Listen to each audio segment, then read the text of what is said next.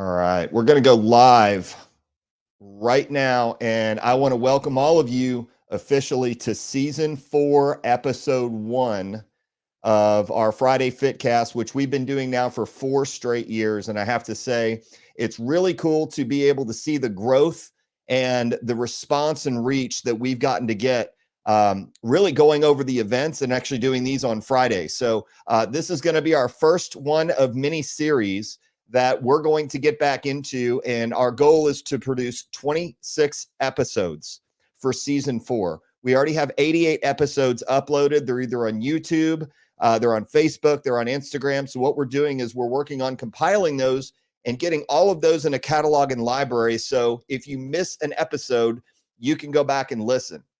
Now, tonight's episode got a lot of attention based on the headline, and I fully expect it to. And I do want to give a little bit of a disclaimer. These are strictly my opinions. It is not fact-based or evidence-based. This is going to be experientially based.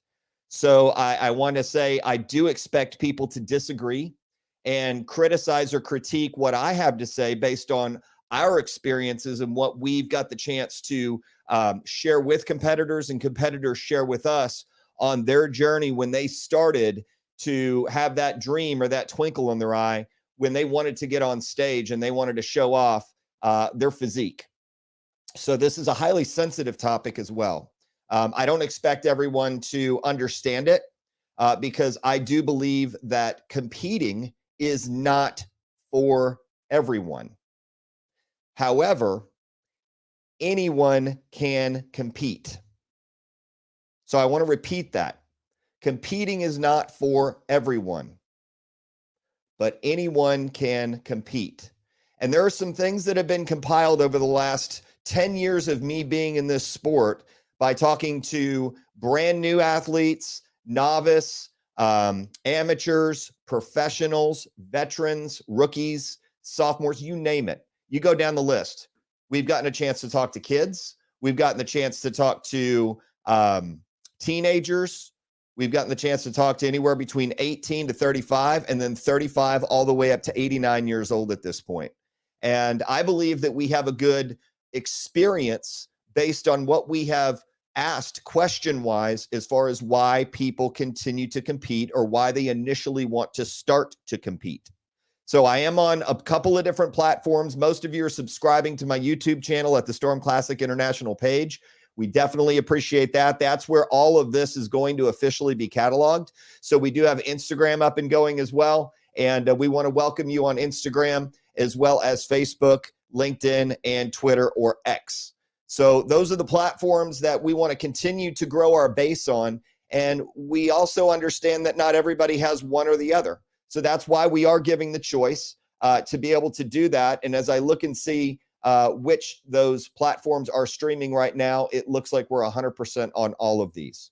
So why this topic, especially during Olympia weekend when, you know, everybody's got the hype and the excitement and the glamour of being in to go and see the best professional athletes in the world compete for the largest prize purse. And really, truly, they want to be crowned king or queen of that division. And, you know, the Olympia is the pinnacle of our sport. It's the flagship. It's the landmark. It's the one that if you really want to measure up on if you are the best, you get your Olympia qualification and you go compete. So welcome to you, Lakshmi. And, you know, for all of you on Instagram, I'm hoping that you at least get one or two things out of this to be able to take away from it and maybe say, I never really thought about that type of prospect or that subject in the way that it was delivered. And as I was writing down notes, I've been thinking about this for a long time to do, and it needed to be in a way to where you understand that competitors are still going to compete regardless of what I say. The question is how you compete. And there is a way to do it responsibly, and there's also a way to do it irresponsibly. So let's go ahead and get started. As I wrote my notes down, I was interested to see why I started competing. And I'll get into that a little bit later, but everybody has their reason for competing. And that's where we're going to kind of finish up on this segment is what is your reason or what is your why? That always has to go somewhat first in the order, because that's the reason why you choose to make the decisions to either stay on prep or give up. Which, by the way, not everybody who starts this journey will finish. They won't make it to a stage. As a matter of fact, when we start to look at high school football, I'm going to use that as a great example. Not everybody can make varsity in high school. So when we start out in junior high, it's testing it out to see if they like it. And then they have what they call an A team and a B team. And this is in any sport in middle school, right? Volleyball, basketball, we'll use football as the example. As that goes through, you're going to be placed on one of those teams, and then you're going to be placed within that team a position, and whether you're going to be a starter or whether you're going to be a bench player. And then when we move up to high school, now you've got your freshman, you've got your junior varsity, and you've got your varsity. Well, as you go through your bodybuilding journey, I consider certain organizations at that entry level.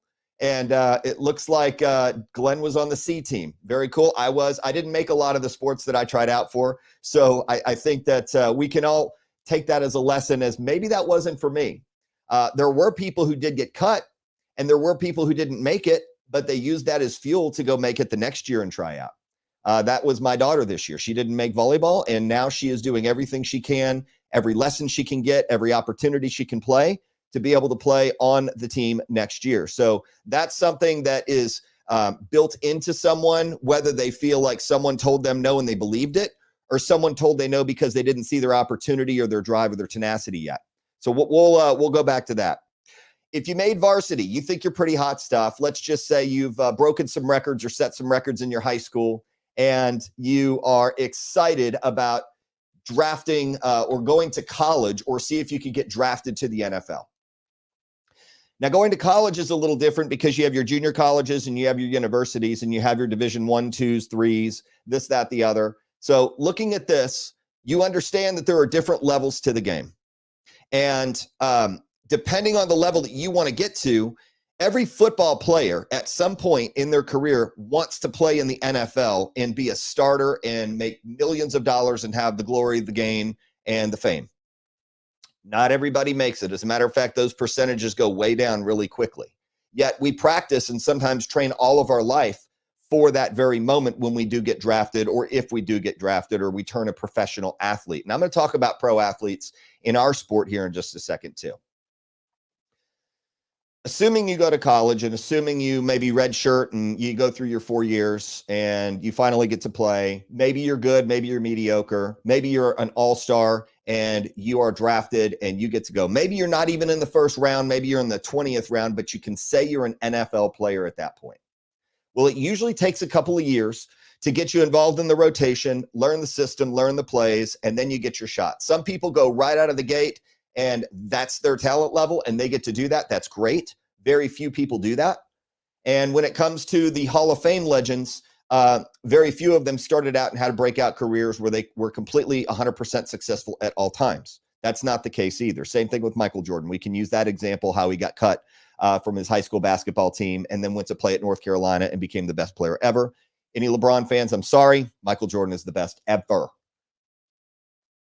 Try me. So with this time and this timing of the way that we're going to deliver this information, it's important to understand and know that not all of us are going to become Olympians one day. Even though it would be a dream of ours to do, physically, emotionally, mentally, all that, some of us are just never going to get there because we're not putting in the 100 hours a week to get there for 20 straight years. Some of our frames can't carry that. We get that. So I wrote down some thoughts here on reasons why people should not compete.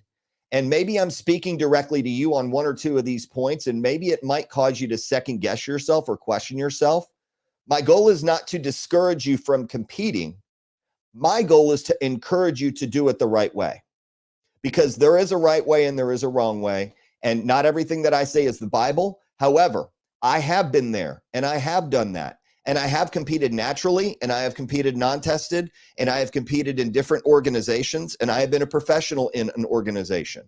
And I did compete professionally for 3 straight contests. So I can speak from my own experience, and believe it or not, the experience of me competing is irrelevant. What was more relevant to me was hearing the stories when we were backstage waiting to go on stage on everyone else and building those relationships and those conversations with everyone outside of the show or during the show. And then when our battle came up, we got a chance to battle because we were still friends, but we weren't on stage. We were competitors. We competed against each other because we all wanted to be first place and we all wanted to win.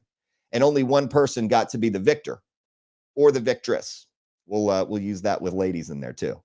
So keep that in mind. Now, I'm going to tell you the first one right now is probably going to be the reason why most people end up giving up or quitting very early on in their prep once they've made the decision or they've made the commitment to want to step on stage. And the very first thing that you need to understand, the reason why you should not compete if you're in this situation is crystal clear to probably 99.9% of all of us. And that reason is very simply, you're just not in a good financial position. Now, I'm going to say that because you know what? It is expensive to do this sport. And it's important to know what you're getting into before you make that mental commitment or you sign a contract with a coach.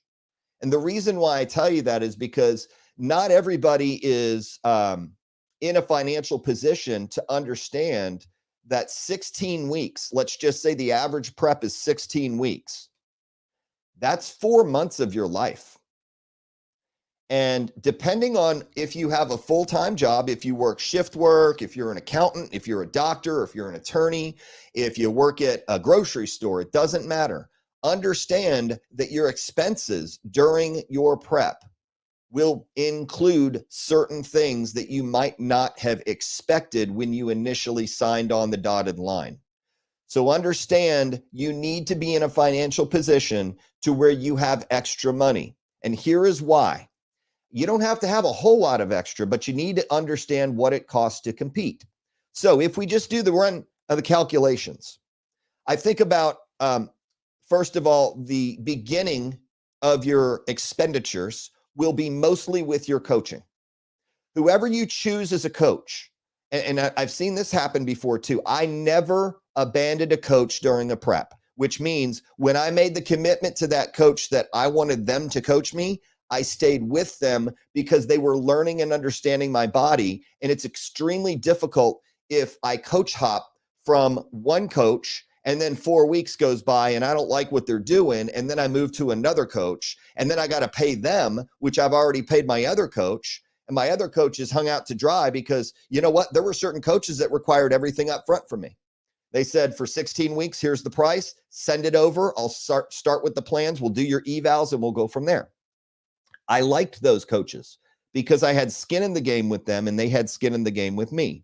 Others did it in installments. Every agreement's a little different, but it's important that your coach, if they know your body and they've been with you for a long time, they can bring you in better for your whatever you choose to compete in, whatever organization, whatever division, and how you want to come in and look. So let's just take this for example. A coach could be anywhere from $200 to $400 a month to $1,000 to $2,000 a month. And why is that such a wide range? It's because certain coaches charge more because they know more or because they do contest prep coaching for a living. Some do lifestyle coaching, some do transformation. I'm not going to get into specific coaches and I'm not going to endorse any coaches because I believe that when I was competing, I needed to do my due diligence based on who people recommended. And then I went to go look at the before and after results. Did they coach my division? Did they have athletes like me? And, you know, I'm going to tell you right now, my coach charged anywhere between $1,000 to $1,500 for one prep. So what does that look like for you? Well, I've had some people say, well, I have a friend who's going to coach me, or I'm just going to self-coach. That is totally fine. Whatever you feel comfortable or confident in doing that. I know a girl, she's in her early 20s and she's in Phoenix. She self-coached. She made her own suit. She did her own tan. She won one of our shows in women's figure. Incredible genetics, incredible physique, and she's natural. So I'm thinking about all these things to say that these are very generalized costs. So you can actually take something out or plug something in. It might be a little bit more, it might be a little less. We're just giving you guidelines. So your coach. Number 2 is your food. I would love to say I understood the concept very early on with food and the importance of prepping my own food as opposed to relying on someone else or something else to do it. Now, if you have a meal prep company, that's great. What I learned very early on that a Subway chicken breast was not the same as an organic hormone-free chicken breast from the grocery store. And I didn't know that, and my nutritionist had to make me aware of that when I finally told him, yeah, I'm just getting all my chicken breasts from Subway because they're super cheap and they're already cooked. So it's easier for me to do that. And what I didn't realize was that chicken was not created equally. All right, we have a little humor in that. I get it. That was a mistake 101 on my part. And I also understood that food was a key ingredient to make sure that I had the budget to be able to do it, because I wanted to do it organically. I wanted my clean carbs. I wanted my vegetables. I wanted them steamed. I didn't do anything fried. As a matter of fact, what was great about my grocery store is when I went on tilapia and cod. Yes, I know we get the fish smell, right? Tilapia and cod, what they would do is they would steam everything for me for free at the store. So when I would go directly to the fish market, I would order and they would weigh it for me and they would individually container it and they would get it ready and it would be cooked and ready. So I would have 3 days worth every time I went. It was one of those little simple hacks. And by the way, if you're in Texas, it's HEB. They were great. They still do it to this day. I talked to AJ and I remember every time he knew exactly what I wanted when I went up there. I know that was pretty awesome, Tracy. Thank you. He knew what I wanted. He knew exactly how many ounces I needed in each serving. So we weighed it after he cooked it because yes, your food does lose ounces when it's pre-cooked and post-cooked. I won't get into that because that's not the nutritional part. But I also understood I needed an extra $200 a week for the type of food that I was eating to make sure I could stay consistent with my meals. I wanted to time them correctly. I wanted to weigh them. I wanted to make sure my water intake was right on point because when my coach asked for a check-in, I wanted to get 100. So food is an important expense. Water, spring water, purified, Essentia, that type of thing. It's important to know, ask those questions to your coach. And my spring water, I used Essentia and, thinking that's probably the best. Well, you know what? They said spring water is just the same thing. And I'm like, okay, cool. Now I don't have to spend $2.50 for just a 1.5 liter. I can go get a gallon for $1.39 and it's not going to affect anything in there. So $1,500 a month for how long? $1,500 for the entire prep for 4 months. So that was the question that I got. And that was pretty standard. It might have gone up at this point dramatically. And if you have a coach who probably has a lot of professionals, they will command a bigger price tag. So for lifestyle coaching, it's only like $200 to $400 a month, maybe $400 a month, maybe $300 a month, depending. It's going to range. So knowing those two things before you go in, when you are actually into your prep, it's also important to know when you get closer to showtime, what your numbers are going to be up front. So when we look at your registration is going to vary from organization to organization. It could be anywhere between $80 a class all the way up to $375 a class, depending on where you compete. If you're doing crossovers, typically organizations are not doing discounts or combined offers. When we know our product and we know that we're giving away money to amateurs, which we're the only ones who do that, I get that. We cannot do a discount for that because all of that entry goes into our prize purse for our athletes. So we run things a little differently there. And that brings me to my next thing, which is going to be your membership. Memberships are typically good for a year. We do not charge a membership for any of our years or any of our shows because we felt like if you're going to do all 4 shows, don't worry about it. We would rather do it a different way. We didn't feel it was important. And some people just do one show. So why pay for a membership to do one show, let it expire, pay for another membership the next year, and then do one more show? We're trying to keep costs down for people. So some organizations, the membership, if you bought it November 1st to do a November 14th show, well, that membership expires December 31st of that exact same year, and January 1, you have to get it again. I know there's one or two organizations that have that out there. That's their deal. Cool. There you go. So entry and membership are two things you need to take into account when you're looking at your shows to do for 2024, especially if you're doing multiple shows. And if you're doing multiple organizations, you want to make sure and have that accounted for so it doesn't surprise you at the end. Also, your suits, guys, you get either trunk, black posing trunks for classic, American cut, typically a 2-inch on the waistband, or if you want a French cut, which is the kind of the string type cut for bodybuilders, you got to get trunks. Most of you already have them. If it's your first time, we have ways to help you get those. But your suit for ladies, there are multiple suit makers out there that actually produce great suits. And it's important that you understand that your suit might not be immediately ready for you, because as you go through prep, your body will change and your suit maker can make your suit to your specifications now. But as you're going through your transformation and your prep, your body is going to change to where you're probably going to need to take in your suit. So that's why they do they do their measurements, and they also try and back out. Real professional suit makers know exactly how to do it and where you're going to end up and where you're going to land pretty darn close. So A Game by Sharon does it. Suits by Jody does it. Those are some folks that we have used in the past, and they've done excellent with that. So, make sure that you understand that a suit can be anywhere between $200 and even a practice posing suit's $150, $200. And if you really want a good suit, you're looking at probably $600 to $1,000, in some cases $1,500. I know that WBFF is anywhere between, I think, $1,000 to $2,000 on their suits. I could be wrong on that. If you compete WBFF, please let me know. I'd like to know those numbers. But plan on having one of those suits that you're going to fall in love with it when you see it.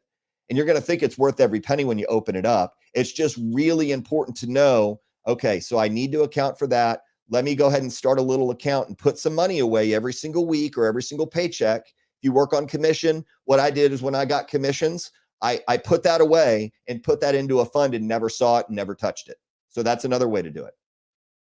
Moving along, ladies, hair and makeup. Yep, that's one of those things. Some people do their own. That's great. If you don't, plan on at least $150 to $200 for hair and makeup. Also, tanning. Tanning is anywhere between $150 to $250 these days. And that usually gives you 2 coats, your glazing, your touch-ups, ladies, your glue, everything you're going to glue in your suit. So if it is your first time, it's something that we throw around very easily. And we will coach you through that as you go. And it would be cool. I want you to quote me on this. I know every US I've done an organization 7 or 8, and I'm reading Tracy's comment, by the way. And I appreciate your comment. Thank you, Tracy. I know you're on Facebook. We love having you at the show. Tracy's done 2 of our shows. He's competed for 50 years, and he's competed in 7 to 8 other organizations and is the Natural Bodybuilding Hall of Famer. So pretty good credentials there, Tracy. Yes, thank you for joining. We also go to jewelry and heels, ladies. Jewelry competition kit is typically at our shows, and they have nice jewelry that looks expensive but is not. And then heels, you're probably looking at $70 to $200 for heels. So yes, does it cost ladies more? Yes. Guys, board shorts. For some reason, you guys are all about Chula. If you're at Chula Wear, great. And Chula Wear can be anywhere between $50 to $200 for board shorts. And you want to get a color that complements your tan. I have red hues, so I always stuck with blues. If I went with reds or oranges, it would wash out the tan. So those are little tricks of the trade, but it was also a cost that we wanted to make sure and have budgeted in. And so that's the first reason why you should not compete, is if you are financially stressed. Let me tell you, competing in prep is not going to be your best friend. You are going to fight that battle uphill all the way. And when you stress out, your body has a hard time progressing, because there are hormones in your body that will keep you held back, because you're wondering, am I going to have enough? Am I going to be enough? Am I going to do enough? So make sure that you can put yourself in a position to give yourself the most stress-free environment, or minimalistic stress-free environment, that you can possibly do. Number 2, this is going to be touchy to some of you, and I apologize in advance, but I'm just going to go ahead and say it. You should not compete if you think you're going to go compete and get sponsored by a company. There, I said it. Bodybuilding is not the same today as it was 20 years ago, even 15 years ago. And I'm going to tell you that I grew up reading every muscular development, muscle and fitness magazine, going to every show that I could go to. I envied those bodybuilders who were just gargantuanly huge. They were, with Muscle Tech. They were with Redcon. They were with Gasp. They were with all these big companies. And I thought they were making millions and their sponsorships were paying their bills and they were just living the life. I'm going to tell you that most of you will never get a sponsorship like that. As a matter of fact, I think there's less than 0.5%, and even Olympians don't give them. And there's a couple of reasons why. Number one is companies are not shelling out the money because they're working on tighter margins. Supplement companies are not what they used to be 15 years ago. There are new ones out there. There are ones that stayed. There's ones that had to reinvent themselves. And frankly, they realized that they didn't have to pay out 10 grand a month or $100,000 a year to get the same return on that athlete. And so what they did was they said, hey, instead of me paying you monetarily, why don't we go ahead and give you free supplements? And then what we're going to do is we're going to give you a code, which is an ambassadorship that's much different from a sponsorship. The ambassadorship says if you use the code and your name is attached to it or your code is attached to it when someone buys, you will get a credit or a percentage towards more products that you can get to use for your prep. Now, here's why that hurts feelings. I see a lot of Instagrams that have sponsored athlete. I tried to be a sponsored athlete too. I get it. I even put that in my Instagram when I was competing because I had companies who I had, quote, sponsor me with value in kind services. A great example, if you've ever had cryoskin or Botox, or if you've had any like EMP sculpting or cavitation, which they do with that little wand for fat reduction around your midsection, if they give you that service for free and you claim it as a sponsorship, okay, that's great, but they're not paying you to endorse their product. Does that make sense? They're using you to endorse their product by giving you a free service that they probably didn't have to pay much for anyway. So if you really are truly a sponsored athlete, you're getting monetarily compensated by that company and you have signed a contract with them. Typically, it's a time period contract. It's for a 1 year or a 6 month or a 2 year or whatnot. So when NFL players sign a 3-year contract to play in the NFL for that team, well, then they have performance benefits attached to them, which if they're a linebacker, if they get a certain number of sacks, they get extra money or bonuses when they hit their quotas, so to speak. So keep in mind that a sponsored athlete is not necessarily any better than an ambassador athlete. And I also want to mention this. Companies do not want mega influencers repping their brand. The reason why is because micro influencers have more of a connection with their audience. It's very easy for a company to look at your social media profile and see if you have bought followers. I never, ever bought followers for this very reason, because if I didn't know them, what was the point of them following me? They didn't care what I had to say. They didn't care what I had to sell. And frankly, they didn't even know they were following me half the time if they were bought. You know why? Because all of a sudden, I've done this too. When you scroll through your Instagram, you're like, I don't remember following this person. They got millions of followers. How did I start following them? Well, they didn't, right? A lot of times when they buy the followers, they bought you. And you're like, unfollow. That's not a genuine, authentic connection. So keep in mind, you are not going to become a sponsored athlete very often. It's a very, very slim margin. But if you think you're going to start your journey and get sponsored right away, that's a big negative. It's probably a no. Now, I'm not saying it hasn't happened, but I am saying that you are not going to be getting Nike apparel from Nike because you're training to be a fit competitor. There are a bunch of fit, beautiful people out there. And another thing, don't filter your stuff. Yes, you will be found out by certain people. They will find you, or you will be reported, and then you will be tattled on. So keep in mind, if you're drawing your waist in to make it look smaller, or if you're trying to make yourself look better by an ultra filter, what you're essentially doing is you're presenting a different option other than yourself. And companies can see through that. And some companies actually endorse it. I don't get it, but we'll leave that there. Okay. So that was number 2. I know we're stirring the pot. I'm surprised there are no more hate comments coming. I was expecting for the critical comments. So guys, feel free. If you don't agree with me, tell me why. But I have a couple others. We got number 3, and I have 7 points. So we're about halfway through right now. You should not compete if you're doing it to seek the validation of others. Now, I'm going to tell you what competing does for you and does to you. In my experience, I have seen many relationships fall apart, crumble, collapse, and disappear because it became tunnel vision for that person who got addicted to looking better. Now, there is no shame in your game for wanting to improve yourself. If it becomes all about you and nobody else, and you put those blinders on and shut everybody out, don't expect them to continue to keep wanting to come in and be with you and support you. It's important that we do this the right way. The validation that most people have, and by the way, this is, I just have to say this to be in all transparency, there are very many broken people in our industry because you know what? They've been hurt. They've been wronged. They've been abused. Those things are evident and they're clear and they're present. And so if you've ever seen Revenge Body, you know this, right? I've seen a lot of people where they're in abusive or negative or derogatory relationships, and they finally broke free of that relationship, and then they became their best version of themselves. And they said this was the pain and the wounding and the healing. The healing was in the gym from that. And that's fine. But understand you're not doing it to seek the validation of others. A very nasty thing in this sport is what we call body dysmorphia. And we want to be lean and we want to be muscular. That is all guys' dreams. Ladies, you kind of want the same thing too, maybe not as muscular, but you want to look good, right? Because if you look at social media, you're looking at all these perfect people and you're like, man, I just got to work on this one more thing. And then finally, when you get there, you got another thing to work on.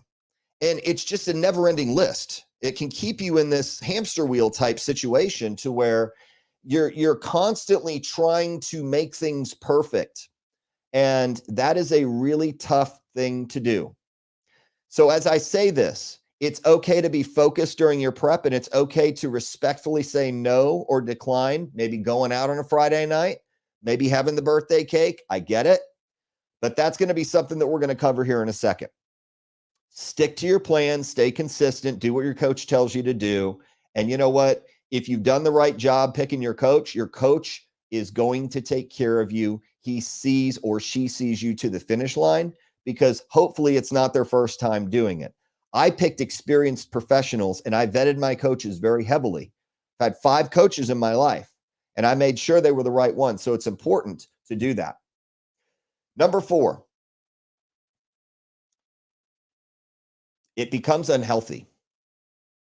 And I firmly believe that there are people who are genetically gifted to the point where they could do 8, 9, 10 shows in a year, and they don't have to diet or crash.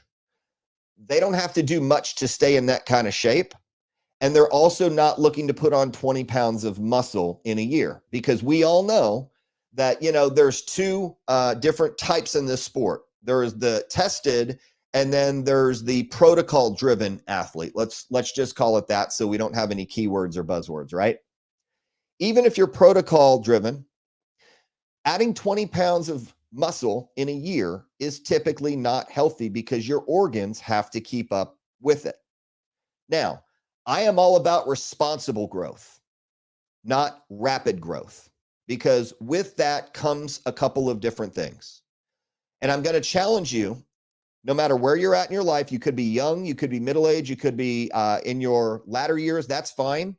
Go get your blood work done. My wife is in her late 30s, and we want to go get her blood work done to see how she is. She looks healthy, and most of the time she feels healthy, but we want to keep an eye on those things. How is your thyroid? How is your creatinine? How is your vitamin D levels? Men, how is your testosterone? Women, how is your testosterone? I'm not getting into the specifics of the blood work, but it's important to know if I'm going to drive cross country, I want a fuel gauge to know when I'm going to run out of fuel. I want to know my oil pressure to see if I'm not going to bust open the transmission or the engine along the way. So there are gauges, and the human body is very good at healing itself. Yet we sometimes don't treat it very well with what we put in our body. And I'm not going to get into alcohol or drugs or anything like that. I just want to get into the basics of, please make sure if you're competing at a high level, continue your blood work every 3 to 6 months. You should not compete if you're not feeling healthy. Now, that does not mean that you're not going to feel tired, exhausted, lethargic. You're going to be mad at the world. You know, when you're low on carbs, you think the world is going to catch on fire or end tomorrow. I get it. You even treat people like that sometimes. I've been guilty of doing it too. I get it. Understand, though, you want to do it the right way and do it under supervision or someone's care who knows they have your best interest at heart. So, blood work, make sure and do it healthily. If you don't know how to do that, reach out to someone. You should not do that blindly, though. I never would recommend a blind person trying to walk across a freeway. And that's kind of what you're doing if you don't have a finger on the pulse of your health. So that's number 4. I think I beat that pretty much drum as much as I could. Number 5. This is a good one. You should not compete if you think competing is going to make you famous. Sorry, you're not going to be famous. I'm not saying you're not going to be Mr. or Miss Olympia one day, but I'm going to tell you, are you willing to invest 20 years of your life to get there, or 10 years of your life? Because to go from a brand new competitor to get your pro card, I'm going to tell you right now, if an organization is giving away a pro card, if you can get it with a couple of people in your division and you can get it the first or second show, I would highly debate how much water or how much authority that pro card holds. So just because you hold a pro card in an organization does not mean you can go work or you can go to the Olympia and compete. There's only one pro card that allows you to do that, and that's your IFBB pro card. And I'm trying to leave organizations out of this because it's more about athletes, but athletes make decisions on what organizations or non-organizations, like non-sanctioned shows or independent shows, because there's a benefit to them somehow, some way. So, I even had a conversation with an athlete. They're just like, I want to turn pro so bad. Well, keep in mind, turning pro doesn't necessarily mean that's a level up. That could be a step down, because if you turn pro in an organization and that organization says you can't compete anywhere else but that organization, now you're subject to only their shows that offer those pro divisions. Now, if you're at the top of the food chain, that's one story. But if you're just getting started, some people are just in love with being called a professional athlete or want to put that for personal training reasons on their social media. And that could be a hindrance more than a help or a benefit. And if people don't respect that organization, you're not going to get a respect as a professional in that organization. So please understand, you're probably not going to be famous because you're a professional bodybuilder, physique athlete, bikini, wellness figure. Go down the list. You could. And I think the way that you become more influential, and I want to take that word famous out and I want to replace it with influencer, because micro and macro influencers are the wave of the future. I have actually seen more amateur athletes get better deals with companies, ambassadorships, than I have professional athletes, because professional athletes are all about themselves. And you know what? Amateur athletes will do whatever they can to try and make that connection and represent the company well. And they do it by converting.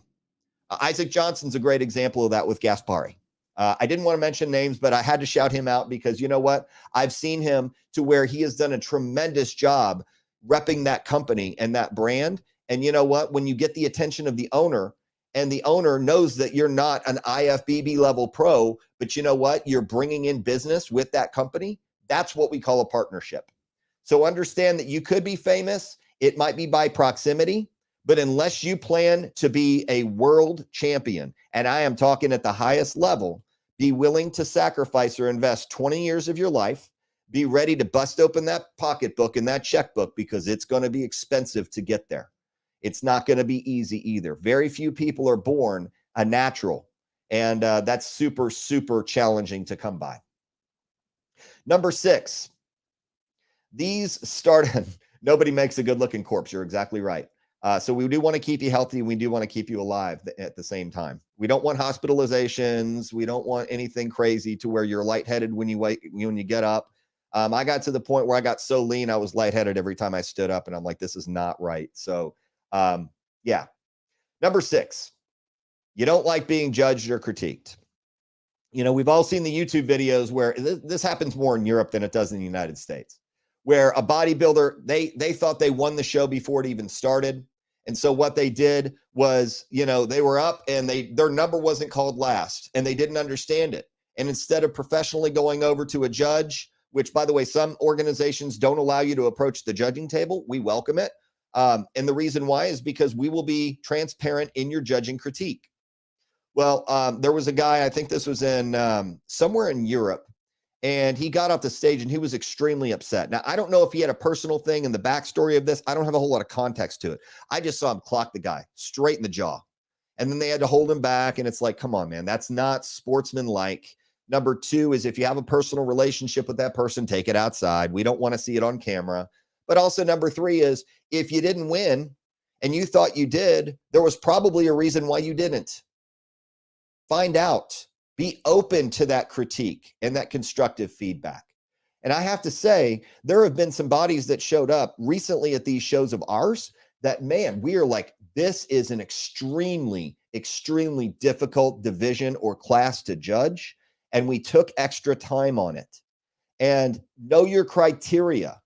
If your coach knows your criteria, if you know your criteria for your division, do what you can to stay on top of it and train to criteria, and then show up to criteria. Yes, there is such thing as being too lean or not as muscular or overly muscular in certain divisions. We do not want an extremely muscular bikini athlete. You should not compete in bikini if you look like a bodybuilder, a female bodybuilder. Cool. So if you don't like being judged or critiqued, this is a subjective and objective sport, both at the same time. I would highly recommend just training for fun and being your best body that you can be in the mirror at your local gym. Now, I have to also give a lot of credit to athletes who really want their feedback and genuinely want to know, okay, if I came in 5th, how do I move up? Not how do I win, but how do I move up? What do I need to improve on to my next show? And sometimes it's baby steps, and sometimes it is a very little incy-bincy microscopic tweak or adjustment that you could make to jump a couple of places. It also depends on who shows up to that show. You've got no control over that. You've only got control of how you show up to your show. Hey, Justin Kim, how are you? So keep in mind, it's really important to know that we are judged in this sport, and that's what determines winners. We also have a blueprint and guidelines to judge off of, and there is not one judge. There are typically anywhere between 3, 5, 7, or 9 judges, depending on the organization, depending on the show, depending on the division. There are a lot of different things. Cool. So as we always like to cry politics on why we didn't win, that might happen in certain cases somewhere. And we do our best to stay out of those politics. And that's why we run our judges the way that we run them.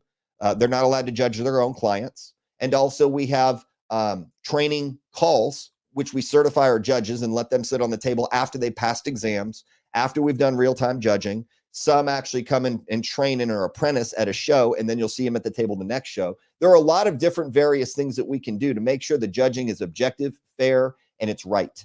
We just want to be consistent. So now you know how to show up to one of our shows if you do that, or if you know how to show up to another show in that organization. Hopefully it's consistent, and that's extremely important. And then number 7, and that ties in with number 6, you have a hard time accepting the outcome. I've seen so many people beat themselves up the day after the show, the week or the month, or even the year after the show. They're still talking about it.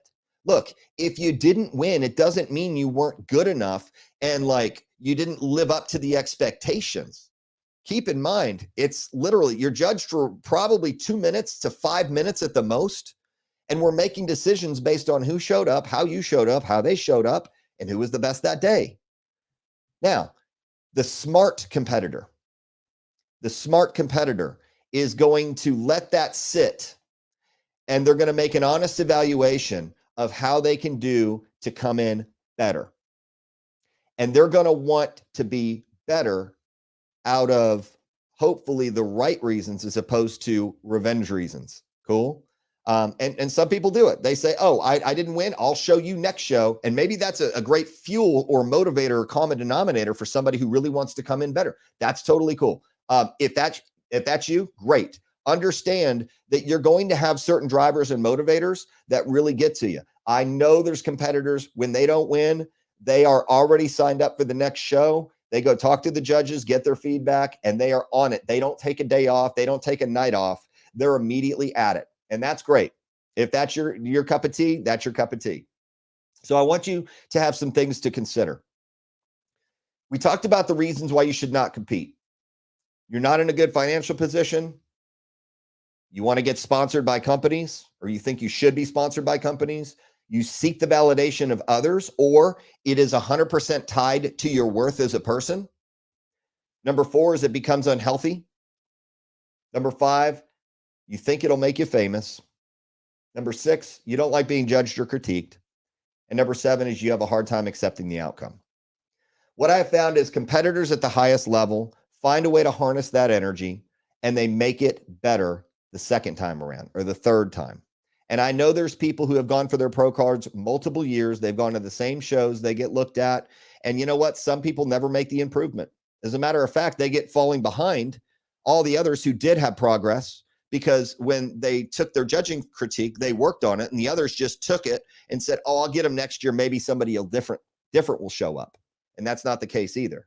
Believe it or not, we know if you've made improvements from show to show, because you're probably going to post stage shots. And stage shots don't mean much, but it's really, are you leaner? Are you bigger? Are you better? Did you develop more muscle where we told you to do it?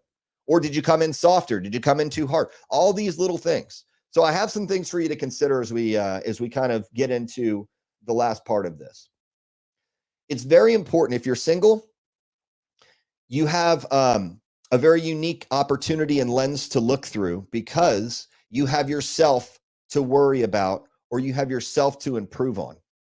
There are not others that are depending on you financially, socially, time-wise, those things that you can really focus 100% all in on yourself. So I would just consider, if you have a significant other, a spouse, or a family. This means kids, someone you live with, or a lot of people around you who you're extremely close with, and they help you in your life decisions and along your journey. Make sure, I would say, have their support or get them on board very early and let them know what you intend to do. Now, they're going to have a couple of different responses. They're going to laugh at you. They're going to tell you you can't do it, or that you shouldn't do it, you couldn't do it, or you wouldn't do it. And here's why.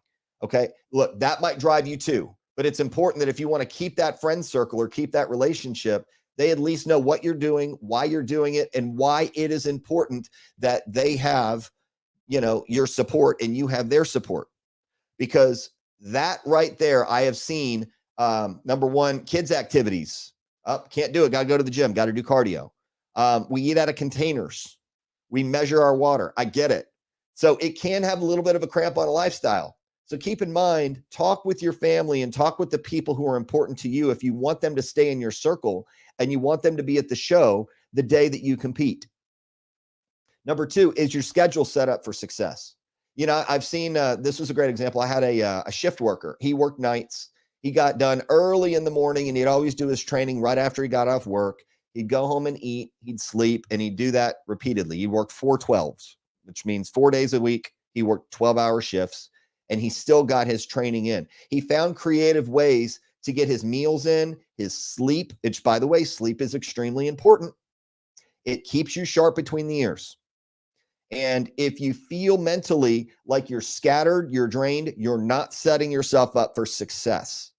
Also, people who are helping you with things. If you have businesses that you're running, you want to make sure that the folks who are involved in your business, you're communicating with them on a daily. Cool? Because when your schedule is set up for success, your prep is so much more fun. This is where I've seen people tap out on prep. Number 1 is they didn't have the talk with their friends and family. Number two is they didn't set themselves up. And that's one of the reasons why I knew very early on that I didn't want to cook my fish because it took time, but also I didn't know how to cook my fish, so I let somebody else do it. I also made sure that I had 20 minutes in the morning for meal prep when I was with my chicken and steak days, that I would cook 5-6 pounds of chicken or steak and then ration that out in containers and weigh it and then put it in the refrigerator or the freezer. So that way I would only meal prep 2 to 3 times a week. I didn't cook every single day. I knew that wouldn't allow me. I knew I would miss a day because something would come up. Even though our schedules are fairly consistent because we're creatures of habit, there is variable that can throw a wrench in the entire system. So you'd probably been caught where you needed to get a meal in and you didn't bring it with you, thinking, okay, these errands are only going to take 15 minutes. An hour and 15 minutes later, you're like, oh boy, I'm not going to make it home. So prep for success. Make sure your schedule is set up. And here's number 3. Are you going to commit, and how are you going to commit through the rough patches and the tough times? You're going to get in arguments more often than not because you're doing something extremely selfish at that point, to where, you know what, you're dedicating more time to the gym than you are maybe your significant other. Now, if your significant other is going to the gym with you, that's a better story too. Maybe they're doing it with you. I've seen couples prep before, and I've heard of okay, I almost went to court because we needed to separate for a little bit. So please keep that in mind. If you're committed to going through the rough times, I think if any competitor has not thought about quitting during prep, they really weren't committed to the prep. I mean, I thought about it. I thought about it many times. I even almost threw in the towel, but I never quit because I already paid for it. I also knew that I told other people I was going to do it, and my word was my integrity. So when you start telling people you're going to do something, you know what? You sure as heck better do it. And, that goes back to the unhealthy, and that goes back to the relationships. Make sure those are set up. And you need to make sure and manage those things. Once you set it up, it doesn't mean it's going to be on autopilot or it's going to coast. You need to check in on those things. Be very strategic about it. Try and avoid any inflammation of anger, right? Try not to take things personally, especially when you're driving. Because in Texas, when people drive here, they're not so friendly. Yes, there you go. Number 4, who is your support? Who can you go and vent to without them going to vent to the world? You need that person in your corner. And so what I mean by that is, look, if it's your significant other and they have a big mouth, it's probably not a good idea to tell them everything that you are afraid of, or things that's not going well, or people you hate at the moment, because that could very easily get around to them. And then you've got baby mama drama going down, and we never want to have that happen. Some of this is tongue in cheek and some of it's fun to do, but yes, we get it. Get to that person where you have that friend where you could literally verbally vomit all over them and it doesn't go past their ears. That's a great thing. A great friend, by the way, to keep those people in your life. Also, are you prepared to accept the outcome? You're going to notice that came up twice. This is something to consider. What if you don't win? Because I know very many people. I know a lot of people who are confident, even on Friday night when they check in, and even on Saturday when they're up on stage. And you know what? Defeat is very humbling. It's extremely humbling. And I will tell you, everybody knows this story if you've watched any of these podcasts before. I took last place my very first show. And that was an extreme driver for me because I learned I wasn't as good as I thought I was. And that's a great feeling because it means that I got more to give. And I did deserve last place. I did not deserve first place. I would much rather take last place and deserve that rather than get first place and not deserve it. Because you know what? Then I got to think, man, I didn't earn it. Earn your spot. If you took third, hold your head up high. It's okay to be disappointed, but it's not okay to take it out on somebody else. And it's not okay to take away from someone else's win. Very, very important. So be prepared to accept the outcome. I was shocked and excited when I won. I really, really, truly was. The one thing you want to be on stage is the last number called in your division. If that's the case, that means you're number one. And we've been there too. Had a few pro wins and it was the best feeling in the world. Okay. Number 6. Do you want to hear what you can improve on? This is a lesson that was very early on in, believe it or not, another sport For volleyball, when we go to USA volleyball tournaments, this is for like the U.S. Olympic team for men's and women's volleyball. It's USA Volleyball. I was an official for them for many, many years, and it was extremely tense when we would go through our evaluations after our matches because we got evaluated on every single play, every single call that we did, whether it was correct or not. And a lot of it was, this is what you didn't get right. And it was extremely tough. And one of the things that a mentor said to me, they go, listen, you might not have to agree with it. You don't want to battle with them and argue with them verbally. I guarantee you, you're not going to win it. And they have something to say because they've been doing this for an extreme amount of time and they know what they're looking for and they know what they're doing. They're trying to make you better. And that was the best advice I ever got.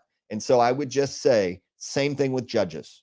The reason why our head judge does critiques and evaluations is because he's been doing this a long time. We can trust any one of our judges to do evaluations or feedback or critiques, but we want to hear it from the horse's mouth. To me, I wanted to go to the head judge because he had, or she had, the best seat in the house. And they also knew what they were looking for. That was the most valuable. So keep in mind, do you even want to be open to hear what you can improve? Some of you have great lower bodies. You've got a great quad sweep. You've got a perfect glute ham tie-in. But when it comes to your shoulders, maybe you need a little bit more rear delt development. Maybe you need a little bit more conditioning in the midsection, a little bit drier, a little bit crisper, right? We don't use that word crispy in our criteria. I just like the word. So also, number 7, are you in it for the long term? Some of you are not. Some of you are. Maybe 80% of you are in the middle. If you're not in it long term, that's okay. It might be a bucket list for you where you just said, I got to compete, or this might be something where you're winding your career down and you're like, you know what, this is going to be one of my last shows. It's time for me to start a family or focus more on work in my career. I want to travel more. There's going to be all kinds of things that come up, but are you in it for the long term, which means you cannot see tomorrow. You have to see next year. And if you're doing that, what you're doing is you're forward thinking your life and you're actually making better decisions for yourself the next day because it's not based on tomorrow, it's based on next year. You've got 365 days to make those decisions to get to where you want to get next year. And that makes it a whole lot easier to do when you have a long-term focus on something. So if you're in it for the long term, and I don't necessarily mean the stage, I mean your health. Because I would say that I'm more healthy now than I was in my late 20s, early 30s. And in my mid 30s, I decided I needed to make that change. And, you know, coming up on 50 years old, I would have to say that that decade to 15 years old, or 15 years old, 15 years has made a huge difference in quality of life. And some of you have kids, some of you have grandkids. You know, the difference between an 80-year-old is really the decisions they made when they were 40. Because a lot of those habits develop between when you're 20 and when you're 40 years old. And what's going to happen is those are going to carry with you. How you eat, where you eat. Do you treat your body well? Do you respect your body? The kind of food that I pick is normally not the kind of food I picked 20 years ago because I didn't know what nutrition was and I didn't know how healthy or unhealthy affected moods, productivity, clarity of thought, being able to play with people and have energy to do it and not just want to sit on the couch all day. It's important. Thank you, Millie. Appreciate that. Amen. Number 8, we got 2 more left, ladies and gents. Number 8, how well you can manage stress under pressure. If you've ever run a business and you've worn many hats in that business, you'll understand this one concept because this is what I did for 25 years. When I ran a business, I was the CEO, I was the janitor, I was the babysitter, I was the therapist. I managed every single thing. I always had my hand in every part of the business and I had my finger on the pulse of all of our staff. And what that allows you to do is it allows you to expand your capacity. And also when you're under stress or under pressure, how do you handle it? Because you know what? A lot of people in unfavorable conditions, they go berserk and their intelligence gets low because their emotions go high and they make dumb decisions. You ever said something dumb and you're like, man, I really wish I could take that back. Some of you did it today. We get it. And you know what? That's okay to do. Recognize it, own it. If you need to apologize. I'll apologize to my wife later. I get it. I probably said something to her that made her mad. Cool. I definitely will own that, because we know how to hurt people with our words sometimes. Because you know what? If you're really smart and passive aggressive about it, and they know how to push your buttons and you know how to push theirs, I guarantee you the people who are the closest to you make you the most mad the quickest, because they know how to do it. They know you well. And they do it with a grin, right? Because they know where your weak spots are. So how you manage stress, and this is where usually this pinch point starts showing up. It starts showing up about 6 weeks out to 4 weeks out of your show. It doesn't show up week 16 to week 4 or week 6. Those are the easy things. You know what? You don't have to look perfect then, but then you start to freak out a little bit as you get closer and time goes on, and you're making the changes your body is. So it might be holding on to a little extra water because we're about to get rid of something, or you might have that little extra pocket of fat. And you're like, dude, I'm supposed to be lean by now. And you know what? You get the ugly duckling syndrome. And now you start looking in the mirror because you're flat. And the last thing to go for guys is their lower flanks. And they're looking at their lower flanks like, I can't cover that up in my board shorts. You're freaking out. You're texting your coach going, dude, it's not working. Give me some more carbs. Do this, do that, right? And your coach knows what you're going to go through. So he's your therapist, or she's your therapist for the day. So keep in mind how you're going to manage that stress under pressure is up to you. I always took a deep breath. I always found something that I liked to do, and I focused on that because it kept my cortisol levels down. It kept my stress hormones in check. And so I don't know if that means going back to the gym for you, or if that means punching a bag, or just don't eat. Don't stress eat. How's that? Cool. We have some stress eaters in our family, and we know who they are. So I think you do too. Hopefully you're not one of them. If you are, you can recognize it and we can fix it. We'll find another way to do it. We'll hypnotize you. I'll do a podcast on hypnosis. Is that cool? Just give us a thumbs up if you do. All right. I like it. All right. And then here's the deal. What is your reason for competing is number 9. If you don't know your reason, it might be a few reasons, but you have to have a driver for getting yourself out of bed in the morning. And the reason why is you'll dread it if you don't. If you have a reason to work and it's not just to make money, you'll look forward to that, and you'll look at that career a little differently. It's not a job anymore. It's a career. It's your passion. You know, a lot of people doubt what we can do with our organization that we're doing right now with these events. And I have no doubt in my mind that we're going to do bigger and better. However, there are times where I have those moments of weakness and go, well, what if? And I have no doubt right now I'm fully ready to go because I already went through the prep life and understood what the finished product would look like. I have a really good idea, and I did everything possible before then. So I waited until that July 19th, 2019, right? I was in February, and I already thought about how July 19th would look. So I would forward think that, rewind it, and then say, okay, I need to make this decision now, and then tomorrow I need to make these decisions.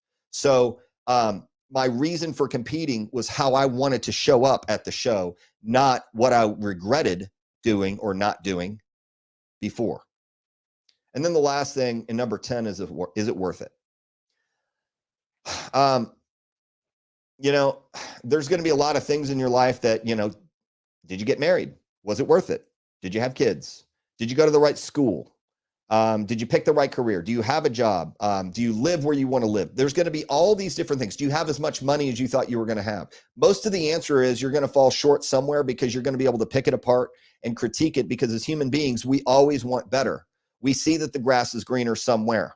And really, truly, if we look at where our grass is and where other people are looking to us, most of the time, you're in a much better place than they are, especially the younger generation. So what I would say is, if it's worth it, be an example to people in the gym, be an example to people outside of the gym, at work, in your neighborhood. We just had trick or treat. Some of you saw the videos, right? Where you just had these kids just take the entire bag or bowl of candy, and you're like, how, why, who raised them like that, right? And hopefully you weren't one of them. I love candy too, but I want to be respectful of that. So keep in mind, was it worth it? Because, you know, those kids said, oh, I got an easy score, and they take the whole candy. And we had a neighbor, they got the Ring doorbell, and they blasted them on our neighborhood page. And now they're like shamed. They're like, I didn't mean to do it. I'm sorry. And then they had to post this apology. It wasn't worth it to them.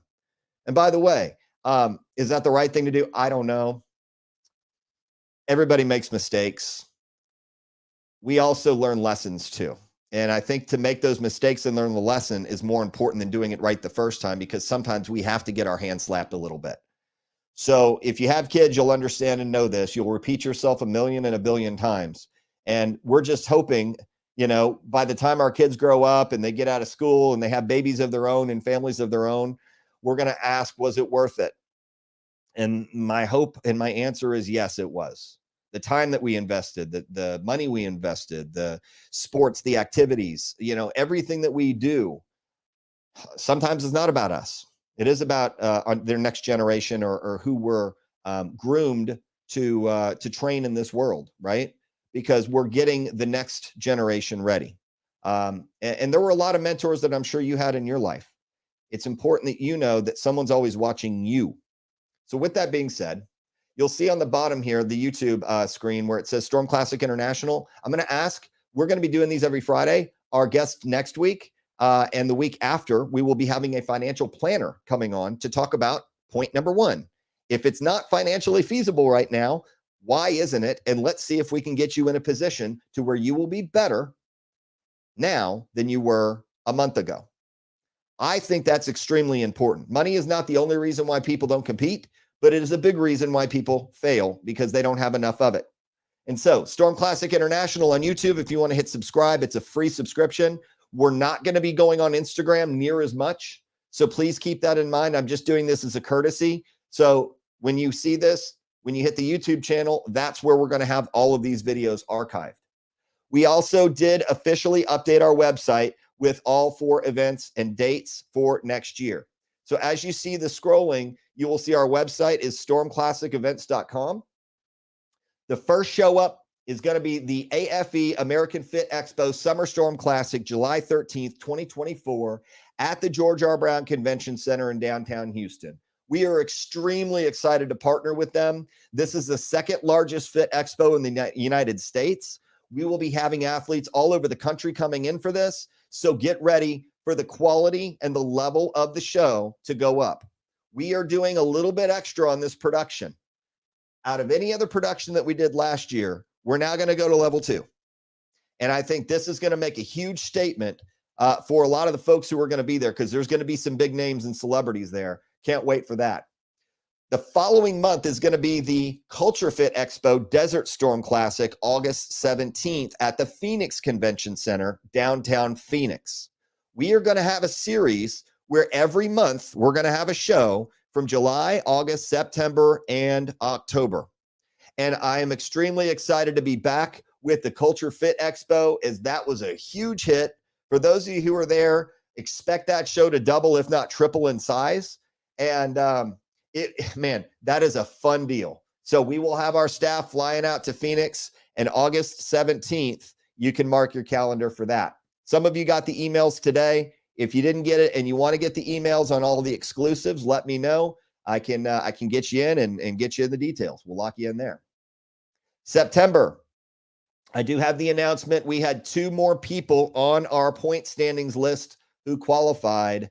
They are paying their own way to now show up to the Storm Classic United Kingdom show. We have 7 athletes confirmed and ready to go for that show. I think we're going to have to cut that off probably at 10 athletes. I don't think we can take any more than 10.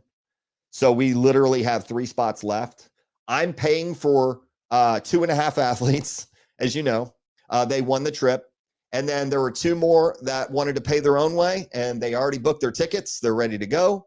And then there were 2 more that showed up this morning, and one's going to be for his birthday. He's making that his bucket list birthday trip, and I thought that was extremely cool. So September 22nd is going to be the United Kingdom in London, England there. And is more coming back through, or is Mo? Oh yeah, Mo is definitely coming back, by the way. She will have her baby in tow. We will watch her son if we have to do it during the show. I will carry him the whole day if we have to, but Mo will be back. Yes. Okay. The finale, October 13th. My apologies if I said October 12th, but October 13th of 2024, we will be having our international championships in Houston, Texas, and we have a 50,000 square foot venue. We will be having video screens. We will be having countries coming in with teams. This will be our pinnacle and our culmination of what we have done for the last 6 years in this sport, the last 10 years of observing and studying. We want to bring this flavor, this international flavor to you locally, regionally, nationally, and also internationally to our international friends and visitors who are going to be participating in this event. I would just highly encourage you and recommend get in early. If you've made your decisions on which shows you want to do, great. That's all registration is open for all 3 shows. The only registration that you cannot register for is the UK show. It's because it has to go through my approval as well as the UK. You have to have a passport, and it needs to be. We take care of all of the travel, so we just tell you how much the travel is going to be, and if you want to do it, we will handle all the bookings and everything there. And so that way we all go as one unit, and it doesn't become scattered. Because if you try and drive in London, you have to drive on a right side drive car, and you have to drive on the left side of the road, and all they really have is roundabouts. And there are rules over there that they don't have in the US, vice versa. So we're going to try and get there as safely as possible too, and as efficiently as possible. So all 3 registrations are open. Ticket sales are open. I am finishing up the last few things on the host hotels, as that's usually the last thing to do. I usually don't do that till about 2 months out or 3 months out, but I'm going to go ahead and take care of that the next few weeks. Hopefully before Thanksgiving, we'll have all of those hotels and accommodations locked down so you can get in on the discount pricing there. I really appreciate those of you who tuned in. I'm hoping I didn't offend too many of you. Maybe I spoke some truth, maybe I didn't. And like I said, as a disclaimer, these are strictly my opinions and my perspective and my points of view that we've gathered through experience on past athletes, competitions, own personal experience. And we want to hopefully make the sport better for everyone. Not everyone will. They won't take all of this. They won't take some of it or even any of it. And that's good. And we wish them the best, but we want our family to be growing together. And we also want them to be growing and representing not only themselves or their families or our events, but we want them to say that they're the right person. They handle themselves well. They're professional. They're cordial. Those are the right people. That's what we want to build culturally. And when we've got that, man, the sky's the limit. And I've seen that happen this year in 2023, and I can't wait to see what 2024 brings. So we'll come back to you 6 p.m. next Friday. I have to make sure and check that I'm not in Europe. If I am, I don't care. I'm bringing everything with me, and we'll do it from a cell phone if we have to. But I do know that we have Europe planned the 9th through the 13th. We will find a way to either record that and then release it that Friday, or we will do it live in Europe. So that way we get you all the information that you need. And we're excited to get you involved. And we are also going to be bringing on athletes, coaches, other promoters, other organizations, anybody who we feel could be valuable to our community. We're going to be bringing those folks on, and we will be discussing those topics. Typically 2 to 3 days out, we're going to announce the topic and the guest. So that's why it's fresh and we don't like literally tag you to death in something. So that's our plan going forward. And our goal is to get 26 episodes in for season 4. So hope you guys have a great weekend. Thank you, Instagram, for tuning in. We will get back to you in the weekly updates, and then on the normal updates for the Friday Fitcast. Those will be on LinkedIn, which you can follow me on LinkedIn, Matthew Storm. Also Facebook, Matthew Storm. Twitter, Matt Storm TX. That's another one. And it's called X now. So I host spaces on there typically every night with Gary Cardone or with Grant Cardone, talking about either Bitcoin or talking about entrepreneurship. So those are not typical fitness spaces. I'm just trying to learn about cryptocurrency. That's all I'm trying to do. Just trying to get better at life. So if that's you, feel free. We will find you over there too. So until then, enjoy the weekend. Take care. We love you guys. Enjoy and be safe.